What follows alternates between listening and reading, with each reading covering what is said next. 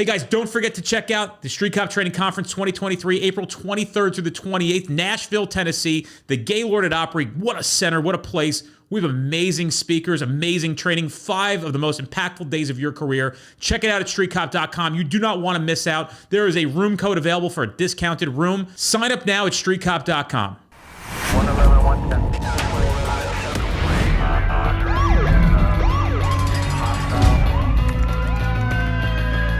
Training to be a street cop. Hey guys, welcome to this episode of the Street Cop Training Podcast. I'm your host, founder, and CEO of Street Cop Training. My name is Dennis Benito, and today I have with me, first off to my left, which you can't see because you're listening to this on a podcast, is Kenny Williams, a.k.a. the Red Ninja, a.k.a. the Legend, a.k.a. our King. Flew in this today and threw on the podcast. We also have Mario Oliveira, and this is Mario's 3rd time on the podcast. To refresh your memory, Mario was shot, I don't want to say the wrong number, 6 or 7 times in the line of duty. It was detailed out to an ATF task force. And Keith Knotek, Keith, you could just give your whole explanation because I don't want to screw anything up, and it's been a while since we talked. So Keith Knotek, go ahead. Hey, everyone. I'm Keith Knotek.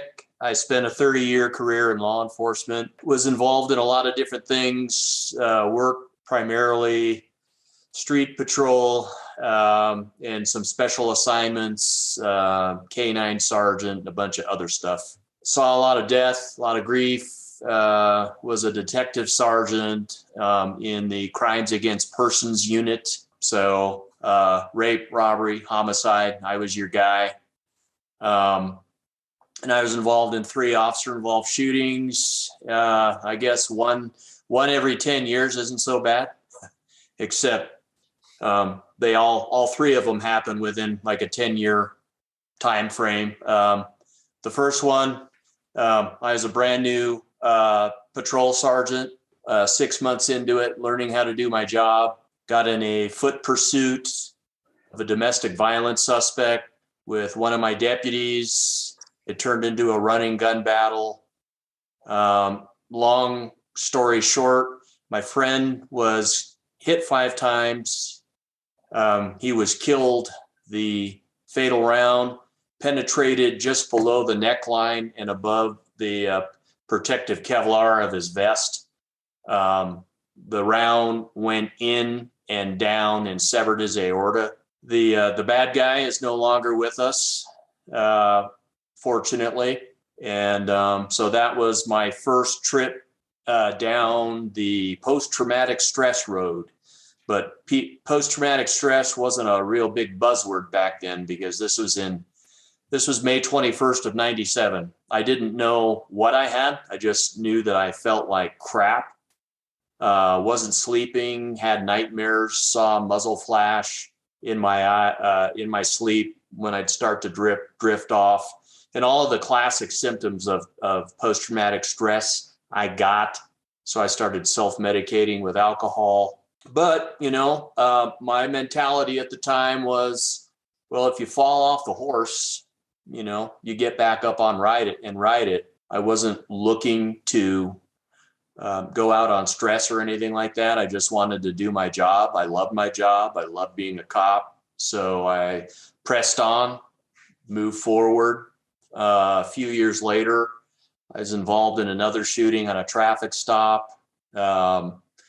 I didn't hit the guy. He peeled off and took off from the scene.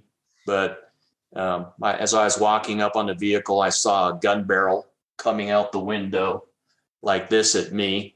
And I booked it between the rear of his vehicle and the front of my vehicle and let copper and lead fly. That was a little stressful. And then another one was in 2008, May of 2008. By this time, I'm working for Riverside County Sheriff's Department, which is the 3rd largest sheriff's department in the state of California. It's a vast area. It's the metropolitan areas are densely populated. And then once you start getting out of those, there's Indian reservations. And typically there's not tribal police in California because California Post does not recognize tribal police or security as peace officers.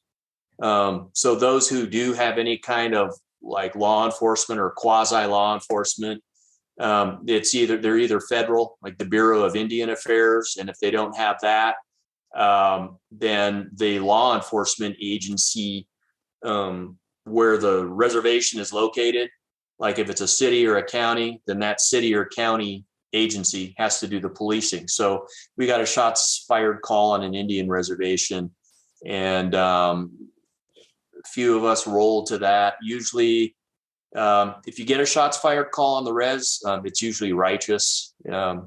And we responded and started taking indiscriminate gunfire, or what we thought was indiscriminate gunfire, which actually turned out to be targeted gunfire by 2 armed suspects. So they're shooting at us. We were pinned down for over an hour and a half. So I was hoping I'd make it home alive from that one, me and my guys. And we did. And happy ending. Both suspects were killed in the end. And then 5 days after that one, I got married to my now wife. So as you all know, I'm preaching to the choir. For those of us in law enforcement or who used to be in law enforcement, life goes on. Life doesn't stop just because you got in an OIS. And that's the nature of the business. It's an inherently dangerous profession. But after all of these incidents and other things that I won't mention, I started self-medicating, went down a slippery slope, and then with alcohol. And then in 2019, I got my act together. I discovered the 4 pillars of resilience. In other words, dealing with the mental and emotional area of your life, physical, spiritual, and social, those 4 things. And I started practicing that stuff on a daily basis, going to the gym. The people who I lost contact with because I was, too depressed or whatever, I started linking up with my good, close personal friends again, and rekindling those relationships, got reconnected with my God. And of course, for the mental component, I went to EMDR therapy. Y'all know what that is, right? Yes. So EMDR for the post-traumatic stress, and it was quite effective. It worked really well. So I wrote a book basically about my life before, during, and after law enforcement. I've been retired since January of 2015. I figured if that book could reach just one person and help them, it'd all be worth it. And sure enough, I've had, more than one person tell me that, they read it or listened to the audiobook or whatever. They got a lot out of it, and they were going to make some lifestyle changes and get help. And they're like, yeah, man. One guy told me, yeah, I got an A shooting and my life was never the same after that. It destroyed me. It destroyed my family. And he said, after reading your book, I realized that I'm not the only one. Because when you're going through it at the time, woe is me. You feel like you're the only one going through it at the time. So lo and behold, one day, about a year ago, actually, almost a year to the day, I get this message from this guy named Mario Oliveira, and never heard of him, didn't know his story or anything. And he's like, hey, man, you and I have a mutual friend, and I want to write my story. And she said, you could help me. So initially what I thought, and it's true, we do have a mutual friend. It's a gal that I used to work with in Southern California. She was injured on the job in a pursuit collision, and she had to medically retire out of that incident. She moved back to Massachusetts. So there's the California-Massachusetts connection. So he says, hey, she recommended I call you because I want to write a book about my story. And he starts telling me about his life, his career, and all of these cases that he worked. And I'm thinking to myself, and I was really busy at the time. I'm like, I'm not looking to write any more books or anything. I was thinking that he was going to write his story. He was actually going to write his story. And because I had a book published, he was just looking for some pointers. So he goes, no, I'm not going to write it. He's like, I want you to write it. So he told me his story. He's like, yeah, man, I got shot 6 times. I died. I survived. I lived. I had all these things happen to me. And I was just sitting on the phone back on my sofa, not saying anything, just listening to Mario talk and tell me about his story. I'm like, man, that's amazing. You know, I'm like, I have a real heart for him because, you know, I mean, I lost a partner. I lost a deputy. You know, I've been in shootings and people died. Mario was actually shot 6 times and lived. And that was pretty spectacular. So he's like, yeah, I feel a connection with you. It's the brother to brother, cop to cop thing. I didn't agree to write it right away. I said, let me think about it because I had some other things going on. I was flying back east. They were making a film based on my first book. And I said, you know, if I do this, it's going to be after all the filming and everything is done with this production.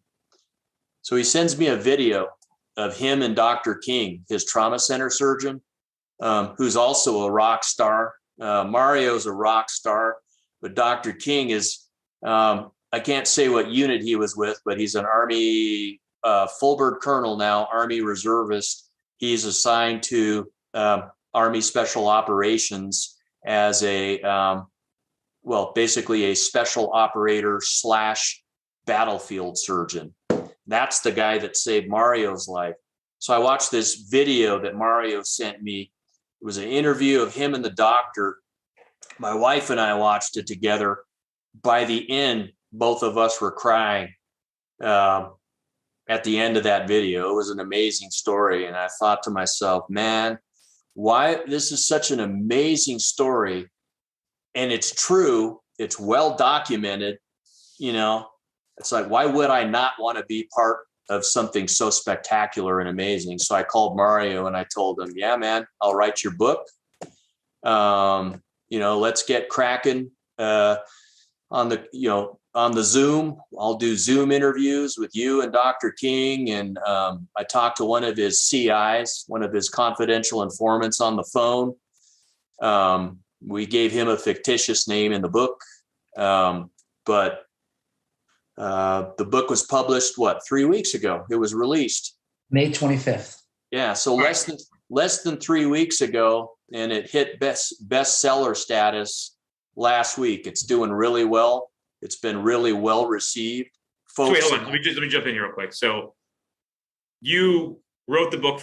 I guess would you consider that a ghostwriter, or how did the whole thing go? I told Mario, I'm not a ghostwriter, man. I've only written one book. I don't write other people's stories. You know, I'm not even an author. I'm a retired dude. I'm a retired cop. You know, I teach stuff at one of the state universities here part-time. And he's like, no, I don't want you to be a ghostwriter. I want you to be my partner. Oh, that's cool. I want you to be my partner in this venture. In anything we do, we're going to do it together. I'm like, all right, I'm in. Mario, what gave you the idea, the inclination to write the book?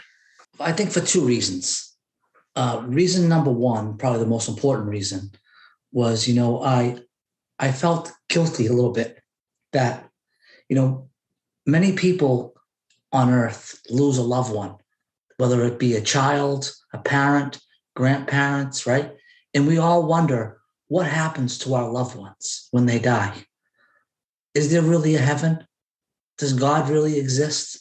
Is there another alternate universe? Is there life after death? And I hold the answer to that question. I know the truth because I lived it. I experienced it.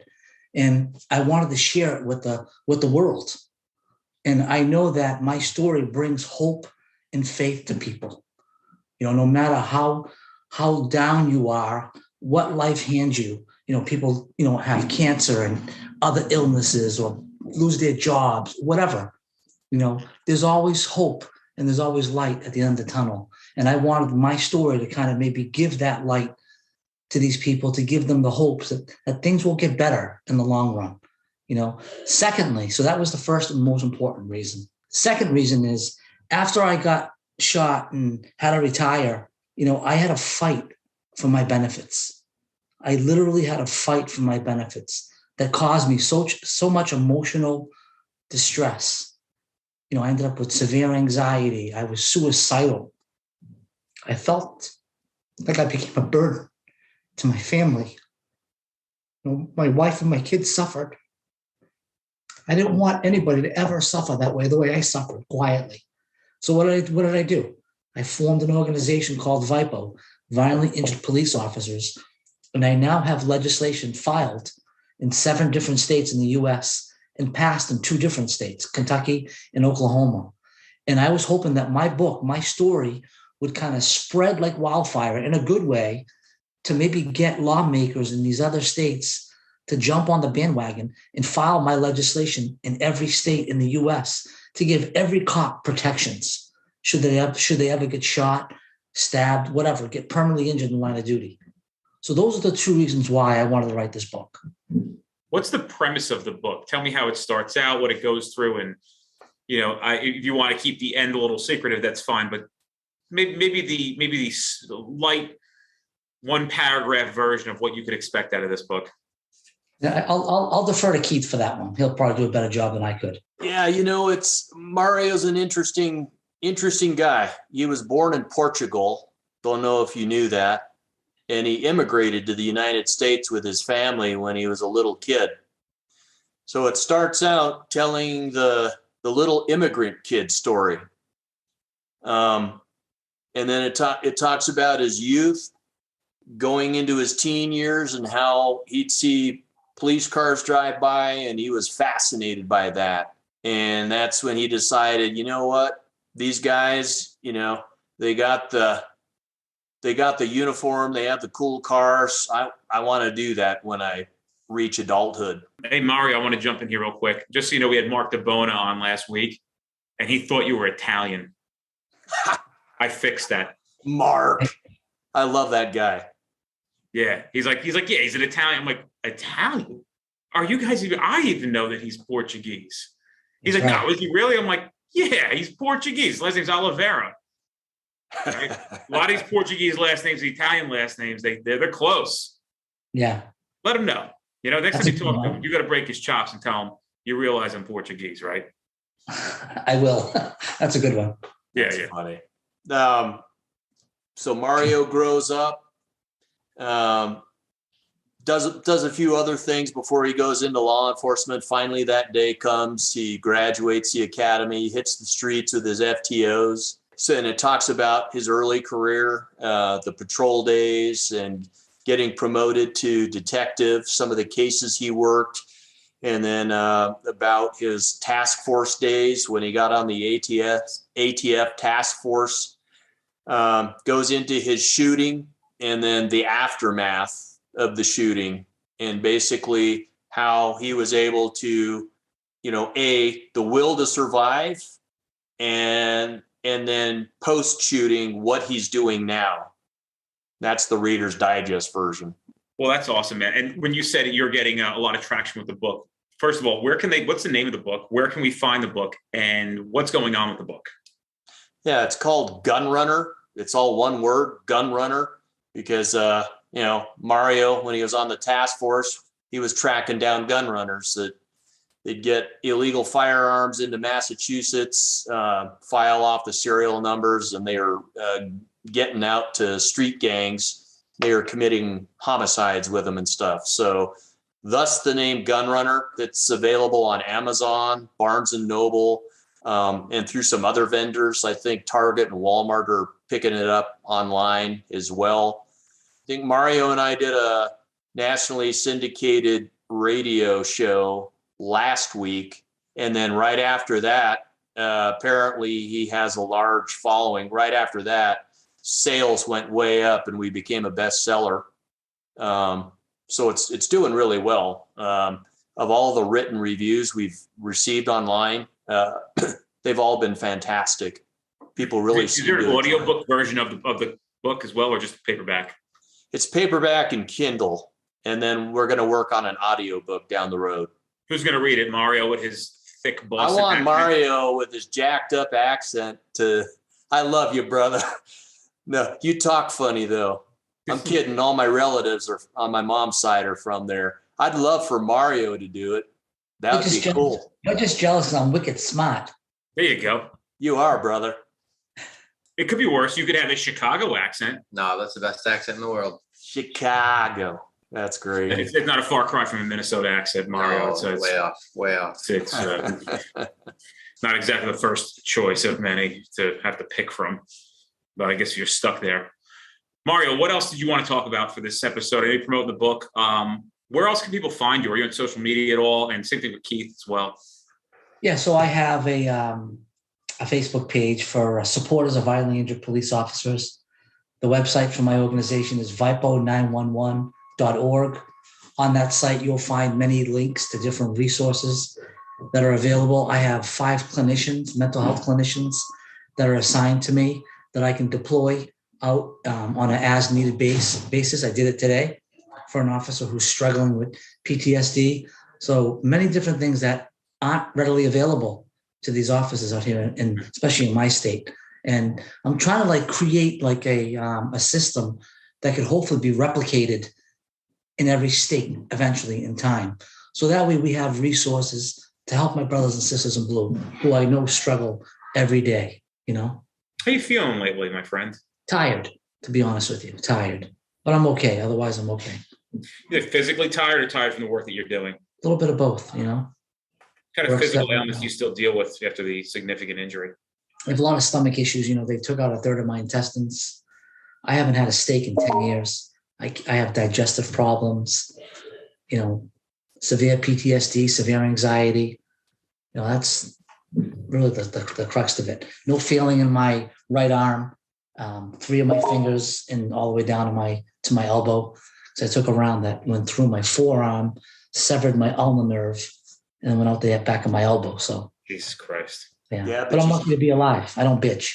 You scratched one thing off your bucket list, though. Yeah, he got recharged. He came out to Arizona, and we got to spend some time together. He'd never been to the Grand Canyon, and it was a very moving experience for him. That's awesome. It's pretty cool. Pretty cool. What else do you guys want to promote before we start to put an end on this thing today? What else do you guys got going on? I just brought Keith on board with my organization as one of my head advisors. We want to, let people know that, they're not alone. I don't want them to suffer in silence. And, Keith and I are hopefully going to be invited to different venues, speaking engagements to kind of tell our story, to promote resources that are available, whether it be through me or other avenues. And we just want to help people, especially our brotherhood. Yeah, it's honorable. No question about it. You guys are doing great work. There's no question about that. Thank you. It's always a pleasure having both of you on here. I know you guys really are doing great things for the world, and it should be recognized formally here. And I know sometimes it's not easy to show up and do the work, but it's important. And, I'll think about both of you and, guys keeping your head up. And I know that some of the pain at times is brutal, but appreciate you. That's for sure. We appreciate you too, Dennis, and all that your organization's doing. You're doing good work. Thank you, man. I appreciate it. Kenny's doing good work too. Yeah, yes, sir. Yes, sir. Keep it up. All right, guys. If we have nothing else, appreciate your time, and I'll look forward to seeing you guys in the future real soon. Yes, sir. Right on. All right, guys. I'll talk to you. Bye-bye now.